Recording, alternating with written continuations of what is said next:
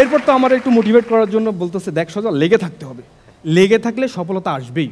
এই যেমন আমাকে দেখ, এই যে আজকে আমি এখানে আসছি, আয়োজক কমিটি থেকে এক একজন লোক আসতেছে আর আমার ঘাট ধাক্কা দিয়ে বের করার চেষ্টা করতেছে, আমি যাইতেছি না।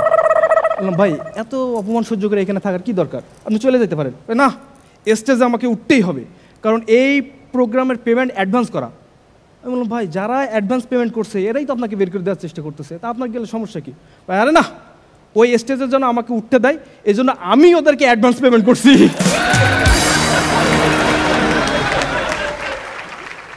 তবে দেখবেন, এই যে কমেডি করি এত বুদ্ধিমান, তাও এতটা সমাদৃত হয় না মানে দর্শক মহলে, যতটা সমাদৃত একজন সিঙ্গার কিংবা একজন ডান্সার কিংবা একজন অ্যাক্টর হয়। এই জন্য আমি সিদ্ধান্ত নিলাম আমি মঞ্চে গান গাইব। তো একদিন স্টেজে উঠলাম, একটা গান গাইলাম। গান গাওয়ার পরে আমি এক গানে 2টা পুরস্কার পাইছিলাম। প্রথমটা আমার সাহসিকতার জন্য, দ্বিতীয়টা আমার গান থামানোর জন্য। তো আমি ভাবলাম, না এইভাবে হবে না, যেহেতু গান গাইবো, গান নিয়ে একটু রিসার্চ করা উচিত, রাইট?